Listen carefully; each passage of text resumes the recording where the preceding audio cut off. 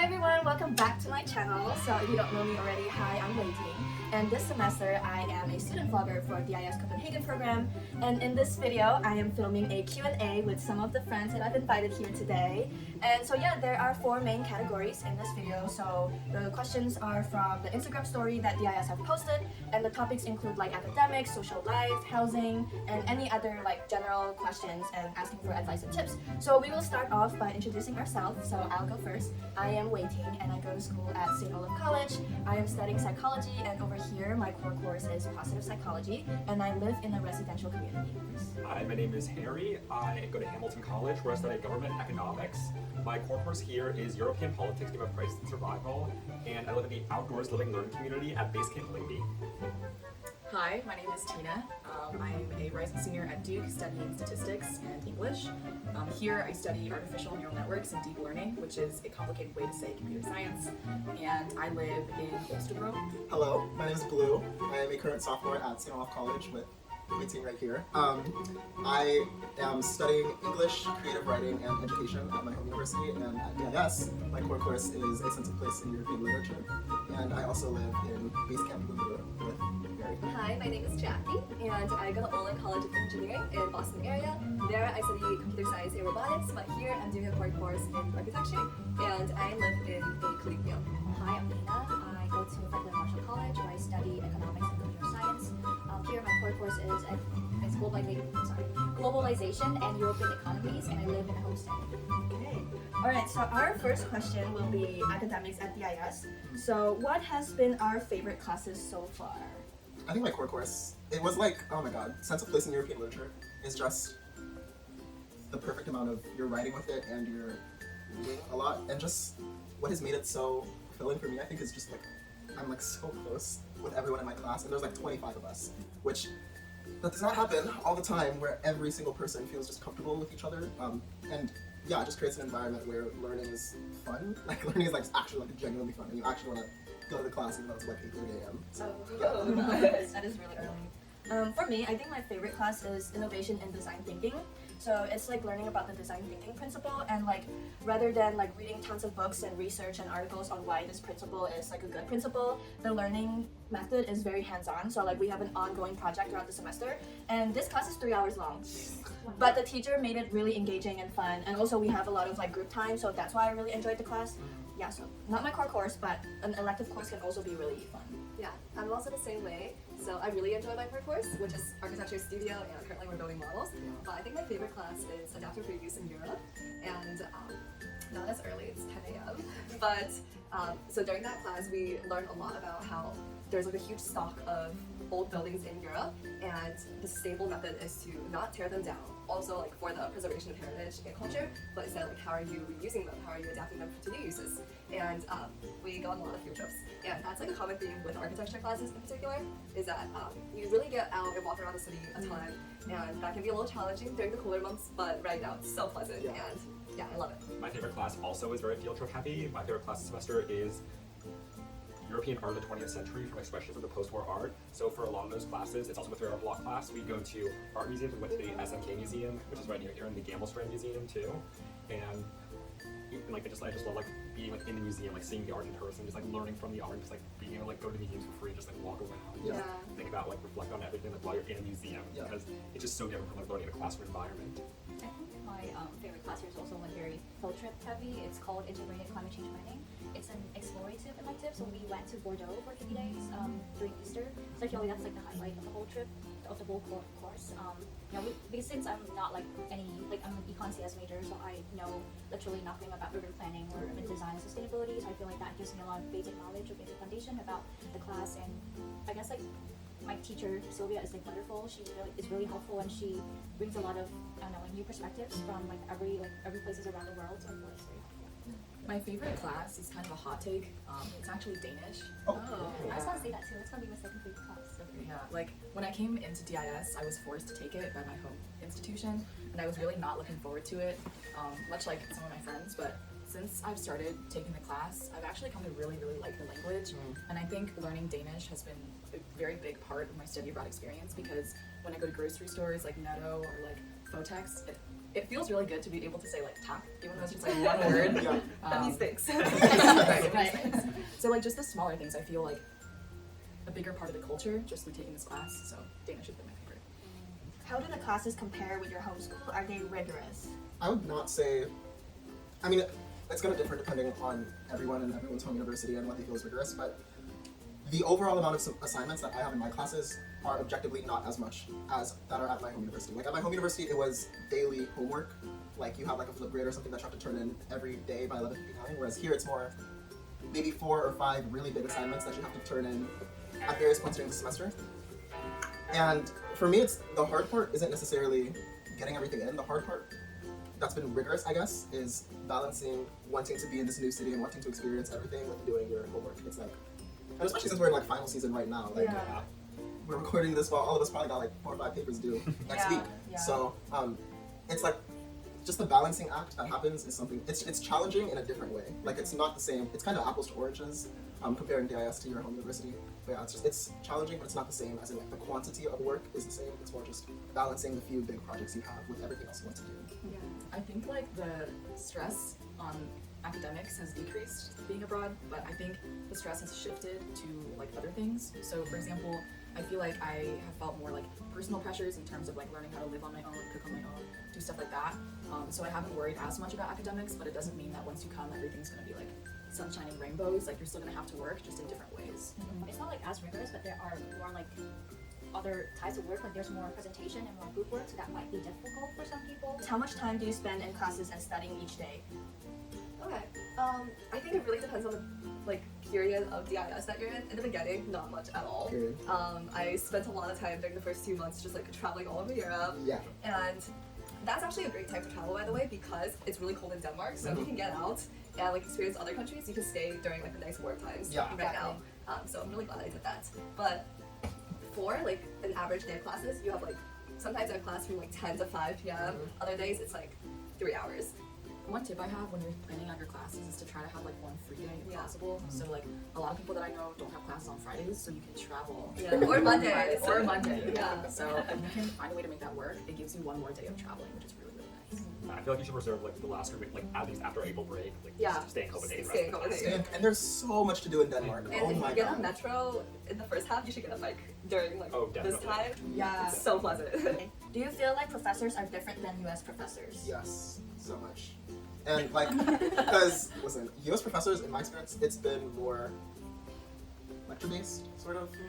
And the professors, oftentimes in the U.S., they're like trained educators. Like their job is teachers, whereas the DIS professors, their main job isn't teaching. Like their main job is in the field that they're teaching in. And oftentimes DIS is like a side gig, sort of theirs. But yeah, it's like, so my creative writing professor is like published in every major article. It's crazy. And then he gives us hands-on advice. Where I've noticed my professors in the US are academics, and they exist in the professoriate field rather than in the actual field that they teach, if that makes sense. Yeah. You also call your professor for your first names, which is definitely more Yeah. interesting. Yeah.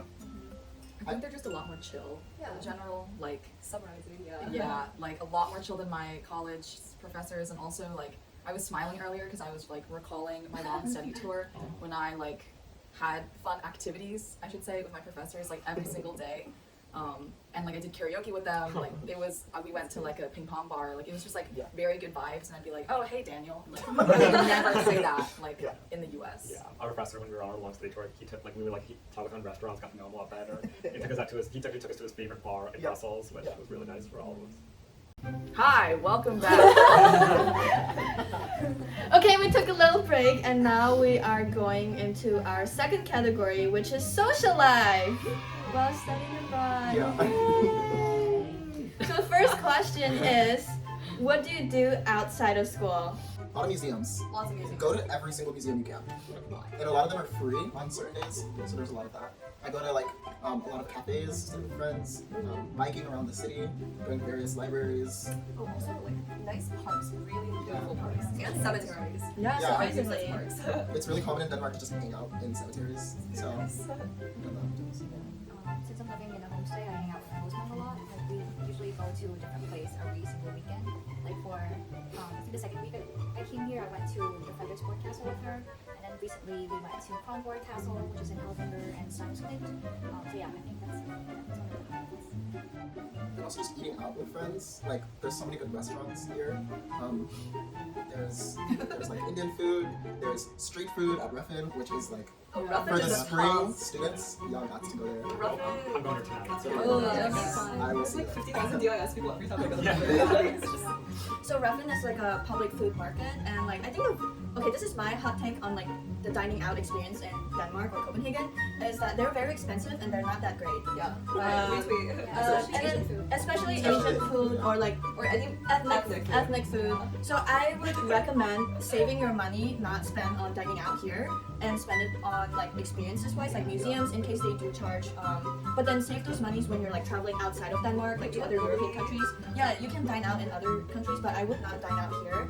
And also like Ruffin, the vibe is amazing, but the food is still just average, like mediocre. That is sizzling. Like that is my I take. think it really depends on the stand you go to. Like, I went to a Greek stand and it was like not good. And then I went to a Moroccan place and it was so good. I had it twice. I want to try that. Yeah, it's so good. How have you made friends? Was it hard to make friends?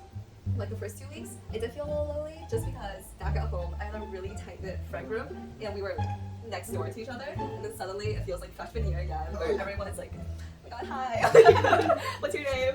But, What's your major? What's your What's major? your And then purpose? I went through so many of those that I got sick of it. But eventually I was able to meet a bunch of very, very cool people just through mutual connections.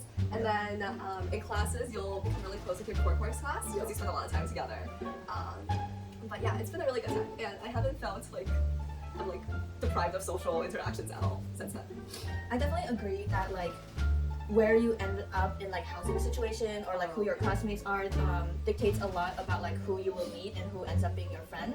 And then like on top of that, it's through mutual connection. So like maybe one of your friend has like a birthday party and that's how you meet new people. And then based on true life events. Yeah, based on a true story. Yeah. True story. So it really depends on like again like your housing and your classes, but like you can't really control that. So like I feel like my advice would just be try your best to branch out as much as possible and be like kind of persistent. It's like, hey, do you want to hang out this weekend? And yeah.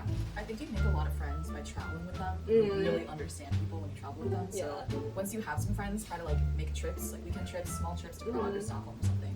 And also don't worry, like you will definitely make friends. Yeah. You just have to go through this like initial hazing process of like, hi, like I'm Tina, I study this, like I live in Tokyo, stuff like that. I think for me, being in the LLC has helped me make a lot of really good friends because we're kind of like so far from the city and it's kind of helped us all grow closer. But I definitely agree with a lot of them because kind of the first week we planned a trip to Dublin, Ireland, like there were like 6 of us from my LLC and then we all just got really, really close. And then for my kind of independent travel I went with like one of my friends from my LLC and then one of her friends, and we like before like that the two of us like we were like friends, but we were like super close, and then by the end of that week in Prague and Budapest the two of us were just like really, really close friends. Yeah. The related question to what you just mentioned is, do DIS students interact with locals or mostly with other DIS students? If you live in a collegium, you'll definitely interact with locals. So in my rooming situation, it's like 5 people unit sharing like a central living room, kitchen area, and 2 bathrooms. And I have 3 DIS students living with me, well, me included. So 2 other DIS students and then 2 local students. And one goes to Copenhagen University and one goes to CBS. And I've definitely like hung around their friends, and then they invite them over for like different events, and we go out together. So yeah, if you live in a collegium, definitely you'll live with locals. And I live in base camp. There's like all the different LLCs, but it's also a bunch of students from like most like DTU, which is our technical university, and they're from like all over Europe. They're from like Spain, France, and Greece, and we've like they all like the rooms are older, so we just hang out in the communication a lot. And they actually invited me to go to a kind of this open party with all at DTU one time. That was a lot of fun. I think if you live in a residential community, it's really hard to talk to locals. I think like 95% of the people that I talk to are like DIS people. So I think in hindsight, maybe I would have done a collegium. That being said, I still think like being in an RC is nice because like everyone is in the same exact boat as you. So like the first 2 weeks, everyone's like really trying to make friends. But yeah, I definitely think you have to make it, like an effort to go out there and meet people. Regardless of what housing site you're in, Yeah. you're gonna have to make an effort to go out to clubs or sports venues or music festivals to meet Danish local Yeah, people. and just don't be afraid to like reach out. Like just text in like your little like either like area group chat or just like text a friend saying, hey, I'm gonna go get coffee. Like, you wanna come with me? And usually like they'll usually find time to come. And, yeah. And another follow-up question that's similar is that what are the pros and cons of homestay versus collegium? So I guess I'll open this up to other housing types as well. So homestay, collegium, RC, which is residential community, LLC. That's it, right? 4. Okay. Pros and cons. I think for the pros, like definitely you get more immersed in the culture. I talk with my host mom almost every day, and we talk about different aspects of the culture and just like things happening around our life. I think we really connect each other with that.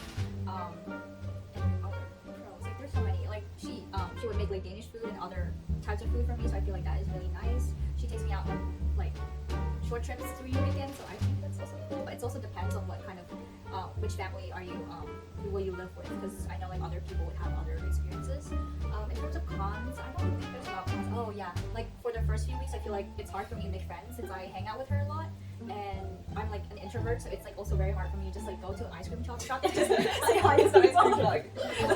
So yeah, but I guess like making like we just said, like being more out there and try to I don't know, like being a bit more uncomfortable, I feel that helps. And yeah, I guess like sometimes like when especially during this period, like everyone wants to get together and before like leaving Copenhagen, so I have been spending more time with my friends and my host mom. So like sometimes I feel a bit guilty, but she told me that she's definitely like really understandable about that. So yeah, just like I think a lot of communication would definitely help. Also, I have heard like one thing from a lot of homestay students is that it's quite far. You live like really close to the city, but some people have to commute like 40 minutes to an hour, and that can be like a lot. I'd say perks about outdoor LLC is it gets you outside, as the name implies. It's so many of the activities we've done have been just completely out of my comfort zone, which is exactly that's the reason I came abroad, is to be outside my comfort zone. And it's like, it's nice to have someone else plan activities for you and to say, oh, every Monday at 7 o'clock we're gonna go and do something. And we've been like kayaking, we did bouldering, we went ice skating once, we did acro yoga. Yes, that was so fun. It was just these really cool things that I never would have done otherwise. And yeah, and you get really close to the people too. So if you struggle to sort of push yourself outside of your comfort zone, it'll be nice. Join the outdoor LLC and they will drag you outside of your comfort zone. It's Great outside. Yeah. So for a collegium, it really depends on which collegium you get. And for me, our setup is like very modern, super nice, like 20-minute commute from DIS, and it's like a really nice part of Copenhagen. And I currently share a room with another DIS student, but the other DIS girl in my flat, she actually has her own single, so you might get lucky. But I really like just being able to come home after a long day, and then people will be sitting at the dinner table and be like, oh, how was your day? And then it's like very cathartic for me to just like debrief a little. And also, we do have one kitchen sharing between 5 people, so it can get a little chaotic when everyone's trying to cook. But also, like since we have a bigger living room area, we bring people in a lot for parties, and we come cook together a lot. It's a really good time. Like I wouldn't trade it for anything else. And we both live in the same RC. In fact, we live in the same room. We're roommates. But I think the pros of our specific RC is, again, the commute is only about 20 minutes. The neighborhood is very, very safe, which is something that I didn't realize I kind of took advantage of until I traveled to other European countries. And like especially Paris, it made me feel so unsafe. It made me appreciate Denmark a lot more. I think the cons of that RC, maybe it's just a specific building, is that it is not as nice as the other RCs or collegiums or so it's all about luck. You can't pick and choose which RC you're on. But the pros of RC is what Tina had mentioned earlier, it's all DIS students, so they're all experiencing the same thing you're experiencing, and it's also nice to make friends with people from your floor, because then you can travel together all the time. Oh, let's go to the airport together at this time.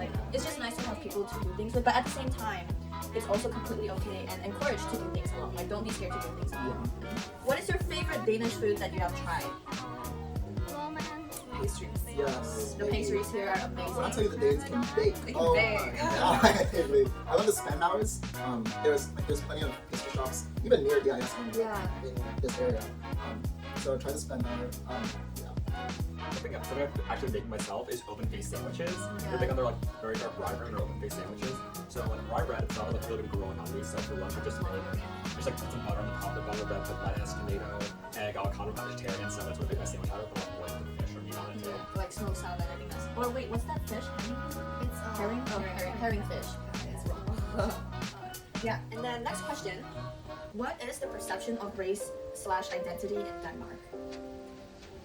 I think Denmark is like quite a uniform country. There's like not a lot of diversity, and that shows up in the lack of good ethnic foods. But also like, yeah. So personally, I don't think I will live in Copenhagen long term, just because I thrive in a more diverse location. And yeah.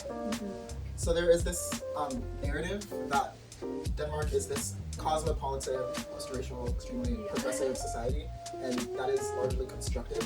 That is the way Denmark wants the rest of the Western world and the present world to view them. When actuality, it's quite monolithic here, racially, ethnically. And if you look into Denmark's history, A, it has a colonial history as egregious as the United States, and B, it has an immigration policy as fierce and discriminatory as places like France and Britain and these other places in Europe. And that history definitely does influence perceptions of race today, where people are saying like, hey, we're so inclusive, da da da da, and then you actually talk to them and there isn't the same level of social awareness. For example, in America there is this PC culture, I guess we call it, where the racist people at least don't go around saying the racist stuff out loud or in public or so openly, whereas in Denmark that isn't really a thing. So you will see some people saying some completely out-of-pocket stuff quite frequently. Yeah, it feels kind of colorblind the way a lot of things people perceive race, especially like a black person myself, where it's not that diverse in Copenhagen specifically. So a lot of people just haven't even interacted with people outside of their racial group, which is white, since that is the dominant racial group of Copenhagen. And since they haven't interacted with people, they don't have that familiarity with these cultural sensitivities, stuff like hair and body type and other stuff. So yeah, I guess just expect ignorance. Yeah. I guess that's TLDR, ignorance. Not always hostility. Yeah. Ignorance does not equal like maleficence, like malicious intent. Not always. Sometimes they've just genuinely never interacted with a black person. But yeah, it depends on how much patience you have as a person of color. You're really gonna have to like, do I want to be the person that educates you? Do I have the time and energy today? That's gonna be up to you.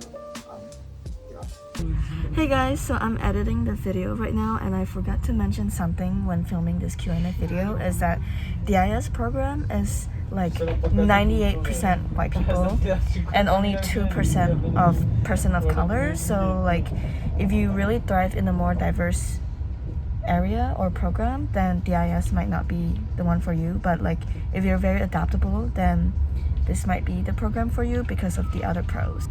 Also, it's like 98% females and 2% males. So if you also thrive in that kind of place, then DIS is for you. One more last thing is that like you would think that people who are studying abroad are like open to meet new people, but that is so untrue. Like I've met so many people who chose to stay in their friend group from college, or like stick to people who look like them because they're most comfortable with those type of demographics. But yeah, like you really would have to try hard to make new friends and branch out, but you can do it. Like we all did it, you can do as well. Any resources or tips for studying abroad as a person of color? So in terms of like socialization, I do know on like the navigation app there is a group for a person of color, and I've been trying to go to the event, but somehow I'm either traveling or I cannot make it somehow, so I didn't get a chance to like meet other people. But I know you've mentioned that you've been to some of the events, so maybe you can speak to what one of your experience was like, and also like anybody if you have any like tips and advice as well. So it was great. The experience, it was led by 3 women of color, and we essentially just invited all people of color to a restaurant in DIS Bay for the food, and we just ate and talked, and it's that coziness again, and it was really wholesome, and a lot of us, we still talk today. Also, other tips to get your dosage of culture elsewhere, because you're not going to be seeing people of color on the street. So personally, like all of the TV shows, all of the books, all of the Instagram stories, that all of the media that I ingest is from people of color, and that can act as a substitute for community when you're not seeing it in your day-to-day life. Seeing it through media can be really healthy. And also, if you're feeling the racial isolation particularly bad, plan an independent trip to somewhere in Europe that's more diverse. Like I went to Berlin, hung out with like a lot of the Afro-German community there, and it was so healing for me.